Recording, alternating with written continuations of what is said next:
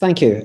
So I guess I'm going to be a little bit informal and hand-wavy and give somewhat of a forward look rather than backwards look at research for a large part of the talk. So I hope this is interesting. So I'm going to be talking a little bit about the status of grid software, new developments, code performance, and how it's looking at some of the initial exascale computers. Then a little bit of an overview of the SIDAC5 project, which has just started in the US, and kind of represents our algorithmic future research directions where we're investing quite heavily. And that's specifically in the 3 work packages, a multi-grid for staggered and domain wall project, domain decomposed HMC, and critical slowing down projects, so the 3 work packages.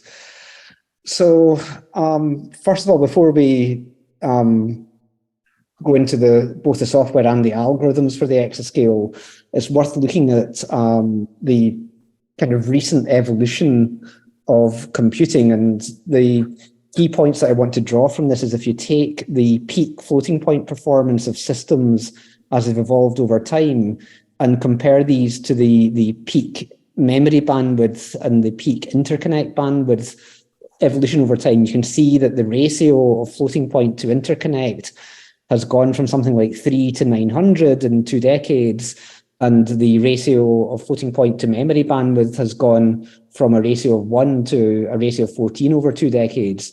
So you can see that the floating point has certainly got faster at a much greater rate than interconnect has got faster, and less, an enormous amount, a factor of 300 difference, and a factor of 14 difference between the performance of floating point compared to peak floating point compared to the performance of memory, which obviously represents significant challenges and might impact algorithms, as I'll allude to later. There are notable exceptions, of course. If you compare some of the Fugaku computer compared to some of the other metrics, the Fugaku is a much more balanced system in terms of the bandwidth relative floating point, which makes certain aspects of it easier and more civilized. There's an enormous amount of diversity, architectural diversity. So things in the US especially have gone, and to a great degree now in Europe, have gone in a very accelerated direction following the GPU transition, whereas at least so far in Japan, the national flagship computer is a beautifully balanced system that's using GPU-like memory, but keeping a CPU well fed with it in terms of high bandwidth memory. And it's worth remembering that systems with cores can acquire exotic memories, and we'll see this shortly with something called Intel Sapphire Rapids as well. So we are left with a situation where we have multiple GPU programming interfaces to tackle, and also conventional CPU programming models. And we do have to conclude that lattice gauge theory algorithms must change to exploit these systems in future. Whereas as a throughput system, once you can fit an entire lattice for valence analysis in one node, these are quite large nodes, we can certainly get high levels of parallelism in valence analysis. Okay, so a little bit in grid developments, recent grid developments. So we have support for HIP, SYCL, and CUDA and conventional OpenMP loop acceleration. The basic trick, if there's one thing you read in grid after this talk, go and look at accelerator.h. So several people have simply copied this one little header file to write separate codes of their own to tackle with CPUs, GPUs, and stuff like that. There's a for loop macro that captures loop bodies and device function objects and can be used to launch them on either devices or in OpenMP loops. And of course, I've discussed several times, Grid has SIMD and SIMT execution models and with single source kernels with some fairly clever programming tricks that I've discussed previously. Grid recently has expanded to not just use unified memory, but also have distinct accelerator memory as a concept of data motion being managed as a software managed device cache. It's fairly intelligent design with order 1 cost lookup and order 1 cost true least recently used eviction queues, and has also fairly neat transient mechanism to say evict this next. This is data I'm not going to need in the future and things like that. A recent experimental addition includes a new vector layout in a generically programmed SIMD target for grid, what I call RRII. It's relevant to Fugaku because I've made the global change to allow a reordering of the data, but does need, in principle, an A64FX support that perhaps we could have help from people who are experienced doing this for specifically ARM. But the fact that I've done the global work to allow data reordering is probably quite significant. And I've also added recently something I call the padded cell code, which allows you to build up the local volume by ghost zone exchange to an arbitrary depth, which lets us implement actually generic stencils and not just standard lattice Cartesian axis stencils, which may be important in future to non-local coarsening in coarse spaces, for example. We saw Thilo's talk yesterday where you talked about multiple paths along all sorts of directions. It's getting broad use. GPT, Hadrons, QLAT, CPS, Milk all have interfaces to it. And portability is helping us in RBT QCD run. So we're running on Leonardo, various systems in Europe, various systems in the US, and a system in a country that pretends that it's not in Europe. And this has been running this globally across RBT QCD is, of course, a large effort by many people, notably Christoph, Chawu, Chris Kelly, and Antonin Portelli. So performance, I'm showing here the performance of both domain decomposed operators and full community, so directionally boundary conditions at either the boundary of a GPU, directionally boundary conditions at the boundary of a node, but communicating between GPUs. So the boundary of the GPU directionally is gray. The imposing directionally boundary conditions at the perimeter of a node, but still communicating internally over NVLink or whatever the relevant interface is orange, and then fully communicating, including communication over the network, is blue here. And you can see that across Perlmutter Phase 1, which is an NVIDIA system, the Crusher system, which is a precursor to Frontier with AMD GPUs, and Summit, you can see that there is a moderate, so Perlmutter Phase 2 is a lot better because it upgraded its network by a factor of 4, but you can see there's a significant hit between communication and not communicating with significant pressure that maybe we should figure out how to use directionally boundary conditions in action in our codes. Okay, so an Aurora is coming, a third GPU interface, and will give substantially more single node performance in Crusher, but has the same actually network technology as Crusher, and will see a bigger communication performance hit. In terms of performance, we're getting 78% of memory bandwidth in all 22 of the key kernels in our D/, and since the streams bandwidth benchmark also gets 80% of the memory bandwidth, it's provably unimprovable now. We're hitting the same the maximum that you can get out of that memory system in practice. The system in Edinburgh with sister systems in Germany, Booster, Leonardo at Cineca, made by Atos, has 4 A100s, 4 Mellanox HDR, and gives, including full communication, 10 teraflops per node out of this, which is, I believe, really good going.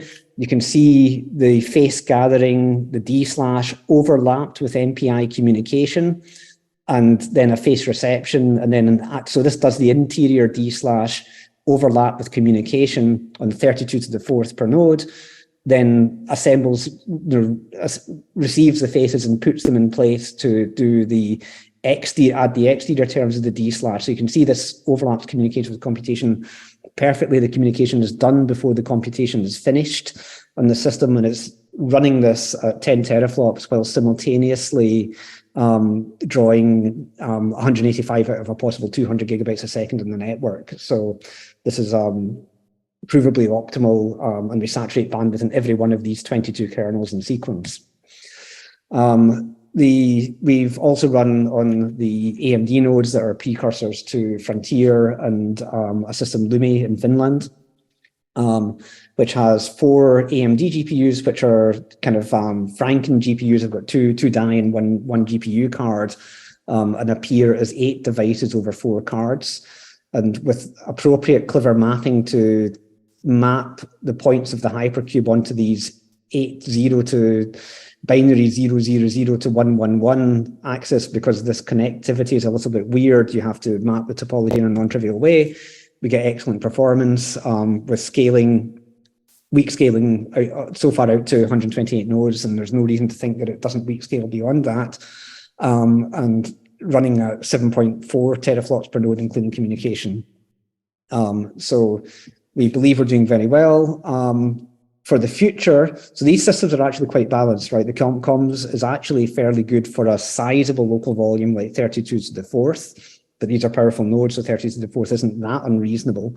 But we do foresee, we saw that Perlmutter was, so if we go back and look at some of the bad guys, Perlmutter was seeing an enormous difference between no communication and with communication, and as was the case with Summit. So if this bandwidth ratio is changed substantially, which we do expect to happen on Aurora, because the network is the same, but the node is getting a lot faster, we should be quite frightened of this and think that we actually have to find a way to use the Dirichlet boundary condition operators effectively in algorithms, all of which, coupled to multi-scale algorithms and critical slowing down, is a good reason for SIDAC5, that we need new algorithms to be developed. So I'll talk a little bit now about the SIDAC5 project.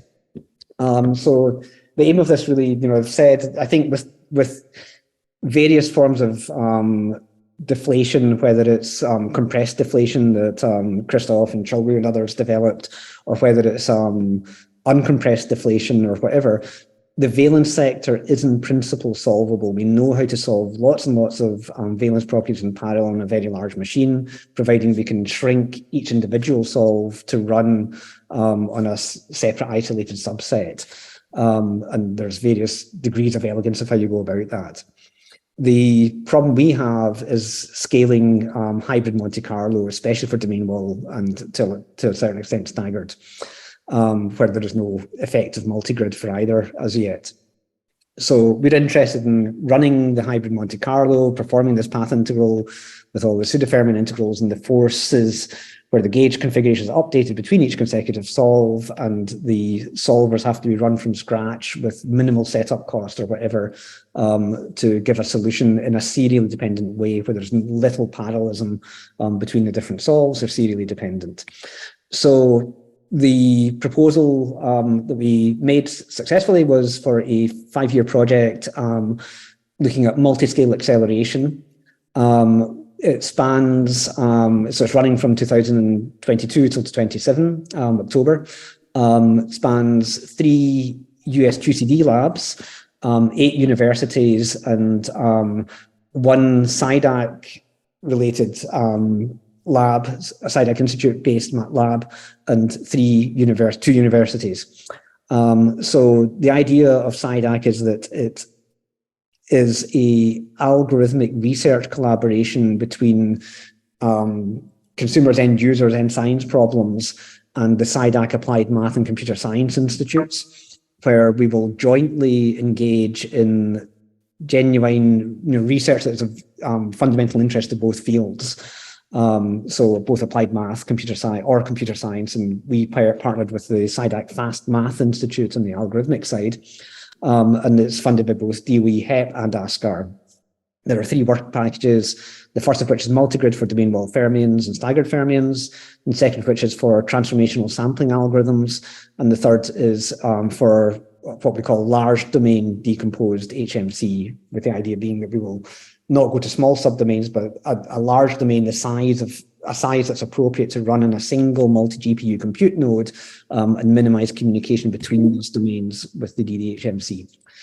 So the first of these, personnel. So we're working with the SIDAC Fast Math Institute specifically, and have a particularly close collaboration with the PET-C. So this is a portable, extensible toolkit for science project, which is one of the biggest PDE solvers in the planet, frankly. It's a significant HPC package that a lot of other packages depend on. We're working with MIT, LBNL, SUNY Buffalo in the SIDAC side, and many of the US QCD sites. You will all know the scientists involved in this. So work package 1 is involving these people and external collaborators whose efforts are very welcome. We're very happy to take for free. Including the PETC collaboration. So this is a significant, HPC package that's used. The list of packages out there that make use of PETC underneath it is very significant. It's used for MHD, plasma, fluid dynamics, all material science, all sorts of different PDE problems. So, and very importantly, gaining access to some of the best applied mathematicians in the US working on this. So our aim, they have a huge range of algorithms in this, including multigrid algorithms, but also standard Krylov solvers, you name it. So our aim is to expose our problems to the PETC team in a way that we can work together. So the proposition is that we will develop QCD correct, but not necessarily hugely performant QCD solver code or sort of matrices implemented in PETC jointly, and then look at the problem in their home turf with the idea that since these guys are very significant mathematical applied mathematicians, numerical analysis people, they will hopefully be exposed to the problems that we have and be able to work with us in solving them. So far, we have been through an exercise of completely documenting what the Wilson operator means. They know actually the Kate Claret-Brower literature inside out already as it is in multigrid, so which is really quite heartening. We've implemented the Wilson operator in PETC. We've regressed it to grid. We can load NERSC configurations and test all these sort of things. We've only been going a few months. Bear in mind, and we have a PETC-based implementation of the domain wall fermion operator, and we're starting to move on to Wilson multigrid, and then we'll move on to great ideas for domain wall and staggered after that. I wanted to say a little bit, but why am I making a big fuss about domain wall versus Wilson multigrid? So I've made a rather rash bet with the PETC team that we will break every non-Hermitian Krylov solver in their toolbox, and that they will be forced to take this matrix and square it or precondition it in some other way in order to solve it with a Krylov solver. So we'll see if I'm correct in that. The reason why I'm fairly confident of this is because the spectrum of domain wall presents a problem to non-Hermitian solvers, and I thought it'd be fun to kind of lay out an argument why. So the Krylov space is necessarily, by definition of a Krylov space, is a span of polynomials of the matrix n. So we can always we can always say there's going to be a bunch. It's non-Hermitian, so it's not diagonalizable. But we can say there's a bunch of right eigenvectors with eigenvalues lambda I. And if we apply the matrix M or some polynomial P of the matrix M to a source, expecting to get the inverse coming out with this cleverly chosen Krylov polynomial, then you're expecting to see a polynomial of the eigenvalues times these coefficients is approximately 1 over lambda times the lambda I times the bunch of decomposition coefficients. So what you're really saying is that we're wanting to construct a polynomial, a Krylov polynomial, that over the domain of the eigenvalues of the matrix is approximately equal to 1 over lambda. So P of lambda is equal to 1 over lambda over that domain. Now, the problem with domain wall is that we've added a negative mass to Wilson so that the origin in the complex plane of the spectrum is entirely contained within the first open circle of the spectrum. And in the infinite volume limit, that spectrum will become dense. So there'll be very small gaps between all the eigenvalues. And in order to have a tractable problem that you can solve with a finite order polynomial, that's not crazy dimension the size of the matrix, you will have to be able to locally, that polynomial will have to be a good local approximation to 1 over lambda everywhere within the domain of the spectrum. With the result that you have a closed contour enclosing the origin, enclosing a pole 1 over lambda, that has to approximate 1 over lambda over the whole range of these spectrums. So if that means there's a closed path within the spectrum where if I integrate any proposed Krylov polynomial solution, psi Krylov, I get 0, right? Because the integral of a polynomial over a closed loop in the complex plane is identically 0. Whereas the true solution looks like 1 over lambda, and if I integrate that around the same contour, I get 2 pi I, right? So clearly they have to disagree somewhere. And if you're going to be a good inverse, they have to disagree in the gaps between the eigenvalues, which means we're going to have a very, very high order oscillatory polynomial that's right at the eigenvalues and wrong in the middle in order for this to work, right? Which means that we're going to have a solver iteration count that's of order the dimension of the matrix. So this leaves us with where to go. And the answer clearly is we've got to change the spectrum, is my thinking in this direction. And there's been various attempts over the years. So, we in domain wall have always used squared the condition number by taking M dagger M to solve. And there was an early attempt by Sol Cohen and Rich Brower, which trying to coarsen directly M dagger M. I had a look with HDCG at taking the precondition dagger precondition, so the red-black decomposed matrix squared, which is 4-hop in the core space. These produce expensive core spaces. There's an attempt by Azusa and myself taking gamma 5 as the preconditioner, which gives you a real indefinite spectrum that can be solved with conjugate residual. And that's a 1-hop coarsening. And then a really nice idea by Brower and Weinberg, Evan Weinberg, instead of multiplying by M dagger, multiply by the Pauli-Villars dagger, which it turns out gives you a complex spectrum still, but for which the real part of the eigenvalues are all in the positive half of the positive real part of the complex plane, with an implementation 2D by them and an implementation 4D by myself. Now,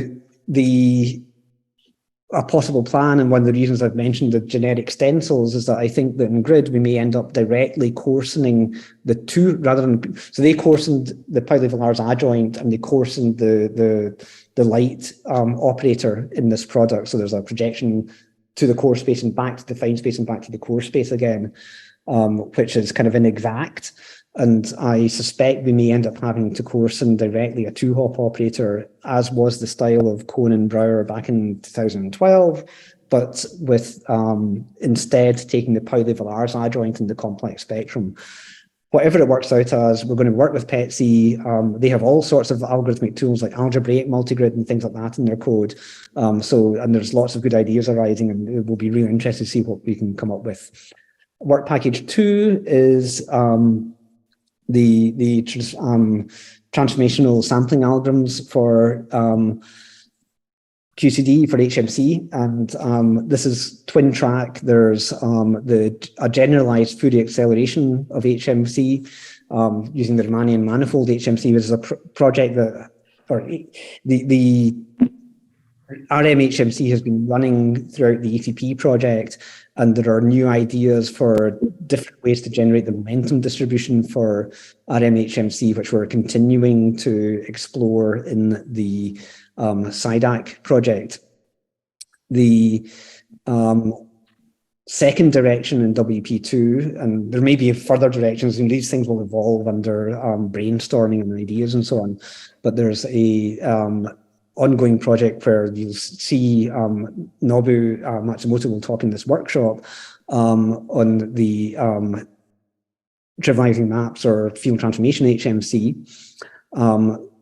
which you can think of as being effectively a generalization of Lushard's-Wilson flowed HMC to a greater sum of returns in the flow equation. Some of the Wilson loops in the flow equation. In the background here, I'll just mention that I'm happily and really enjoying starting to migrate the generalized flow into grid so that we can add fermions to this, which so far involves a generalization of the Stout smearing in grid that was implemented by Guido Quassu, who many of you will know, to add arbitrary subsetting to that to have a flow that has a computable Jacobian. So the final work package is a work package in domain decomposed HMC for odd flavors and GPUs, large multi-GPU nodes, where it certainly intellectually harks back to the DDHMC introduced by Lusher, and many years ago, 2 decades ago, almost, where the idea is that because a matrix can be UDL factorized around its lower right block with a Schur complement entering, actually upper left block with a lower right block with a Schur complement entering, you can take this approach to subdivide space-time into black and white subsets, like a checkerboard, but a hyper checkerboard, and reorder the black and white and view that as a 2x2 block matrix with crossing terms between black and white and black to black, white to white, and then Schur factor this. And then the point is the determinant of this combined product, the determinant of the U and the determinant of the L are both identically 1, and your determinant of the whole matrix is equal to the determinant of the Schur complement times the determinant of A.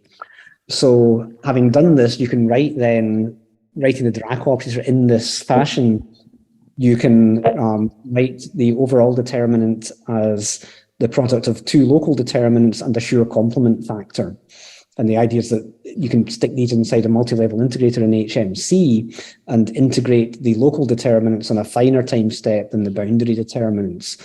Now, Lusher's approach used small subdomains. These fitted nicely in the L2 cache of a CPU core, and he maximally decoupled these so he could run for a large amount of time, and argued that the small cell provides an infrared regulator for the Dirichlet solves, for the local solves, and the exterior gauge links are frozen between these domains.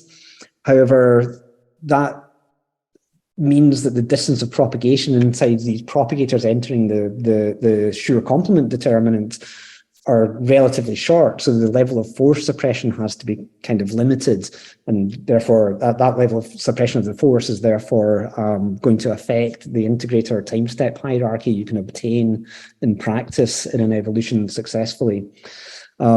One small point that I'm going to raise is that in handling this boundary determinant, you can note that in the right basis, you're taking the determinant of a matrix that has this form, which means in practice that the pseudo-fermion that you need to estimate this, you actually only have to estimate the determinant of this 1 minus x piece, knowing it will multiply 1, so that you can get away with pseudo-fermions that live in a submanifold within the lattice and not the full 4 volume, right? So I will actually change this shortly in what we do.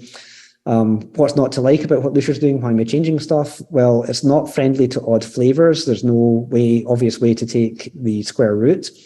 Lusher and collaborators don't still use it, but it's still used here or there on the other side of the Zoom link.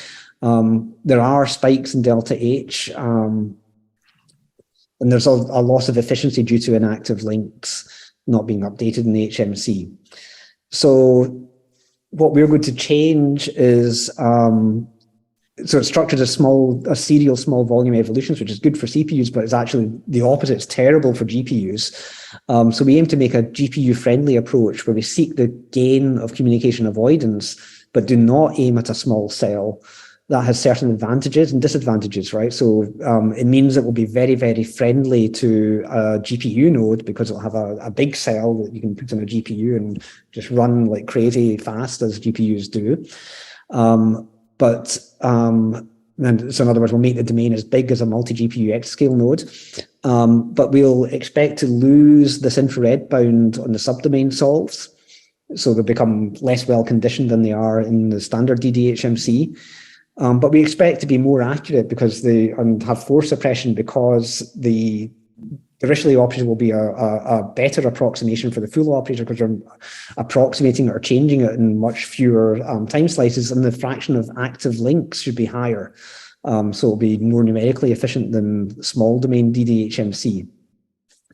And as I might worry that as we go to the physical point, this might get worse, the localization will change, but we do know that perturbatively, the massless zero momentum pion 2-point function falls as 1 over t cubed. So there should, even in the massless limit, be some power law initial suppression of the propagators, and therefore the HMC forces between the boundaries of domains and the active loops that are being updated.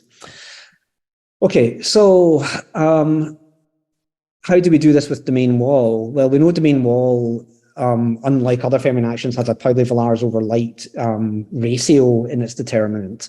So we are going to have to structure things in a way where the Dirichlet operator entering in a domain decomposition is playing within the framework of Pauli-Villars and light fermion operator ratios, two flavor ratio pairs.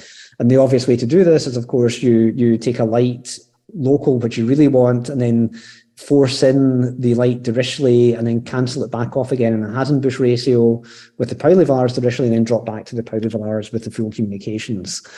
Now, we are going to go after this with a less conventional approach in Lusher, where rather than writing up this boundary determinant with all of the software complexity involved there and the elements that will stop it scaling or expanding out, the subdomain expanding out to the size of a full node, we will instead treat it, use the mathematical identity to simply treat this as a Hasenbusch ratio, where we have a ratio between the light fully communicating operator and the local determinant operators. And this can be just treated as a Hasenbusch pair, where you take the D Dirichlet and the light in a standard two flavor ratio determinant.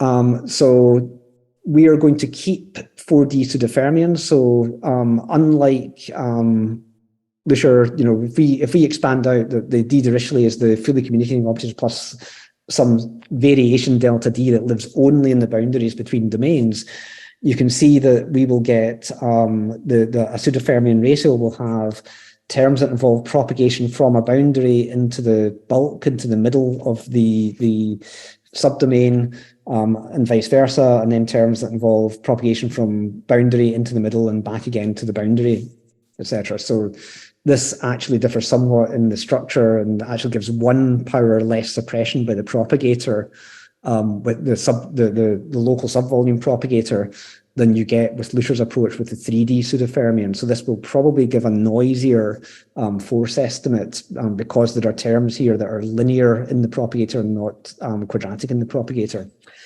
So that be it. We're going to try this, take it in the chin. The advantage, one significant advantage of treating this as a Hasenbusch ratio rather than as this term is we don't know how to take the square root of this term without having a nested algorithm that involves solves of solves, right? Whereas by structuring it in this way, in a Hasenbusch style way, we can immediately take a square root and write one flavor domain decomposed pseudofermion estimators, which is a significant step forward, right? We know how to do the strange quark now, right? And even more than that, so you can see we've run HMC against DDHMC. It was a pretty small run, but we knew what the plaquette should be, and the plaquette came out right. We've run, now I have an example of the size of forces for either one flavor or two flavor determinants at different masses with different ways in the right-hand panel of estimating the pseudofermion force. So you can see that the guy with the largest force is this 4D pseudofermion two-flavor light mass term.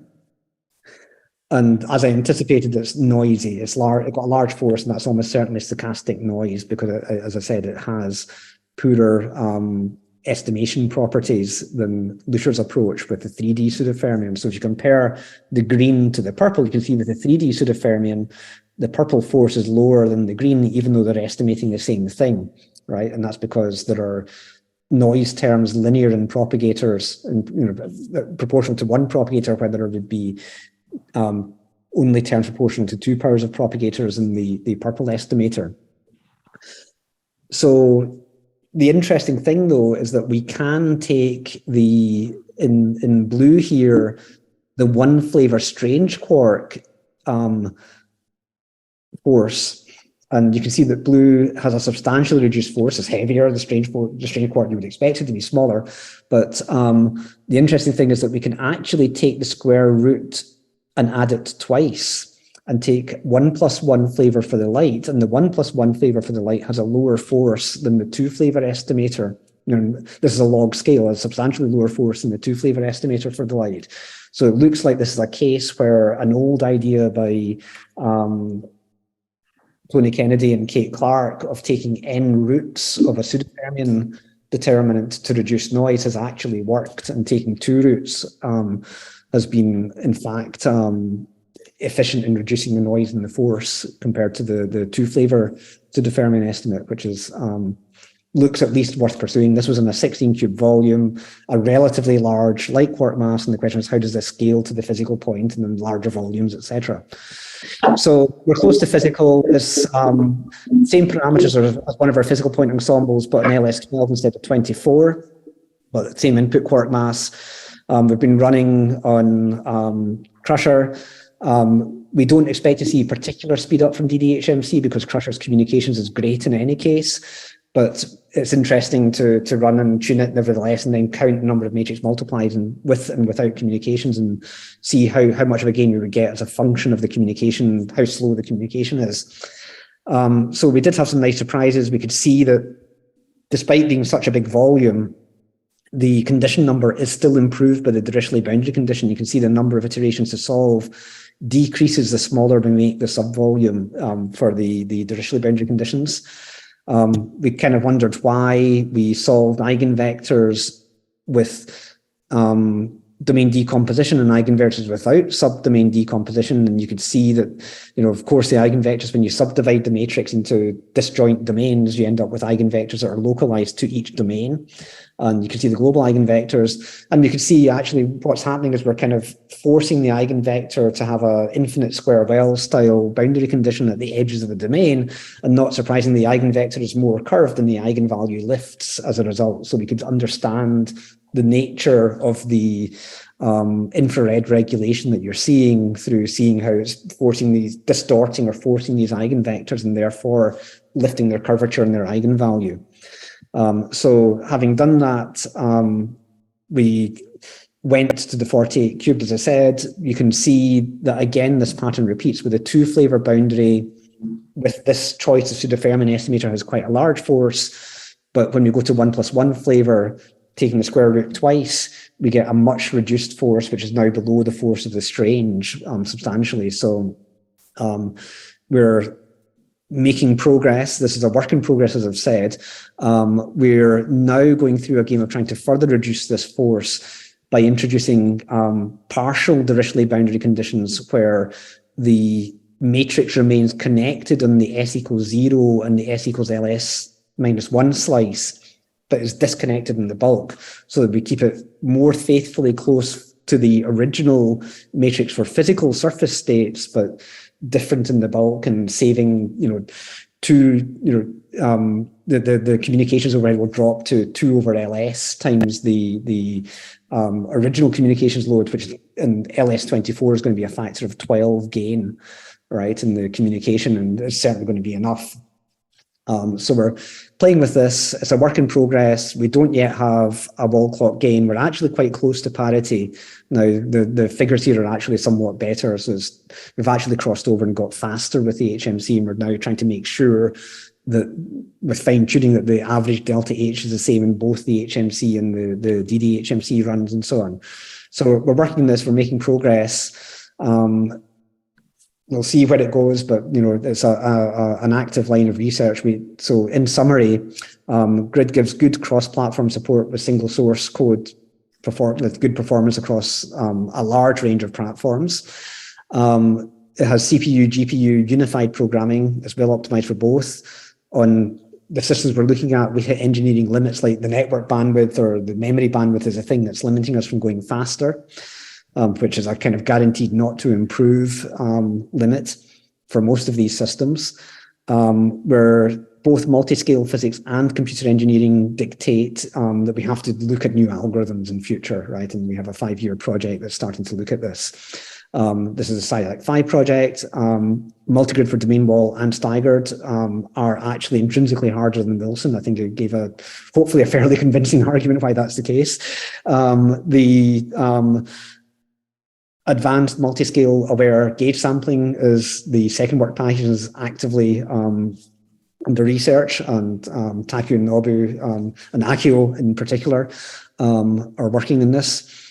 Domain decomposition is the third direction we're pushing to improve computational locality. I think for both staggered and domain wall in the US program, we need at least one of these to work, right? I mean, not all of them have to work, which is the good news, but one of them, we want a substantial factor. I think the domain decomposition will be a modest factor of a few, and I think we hope to do substantially better than that with one of the more ambitious algorithmic directions. So at that point, I think I am finished. I just want to say thank you for your tolerance for my travel plans and not being able to make it. So thank you for having me.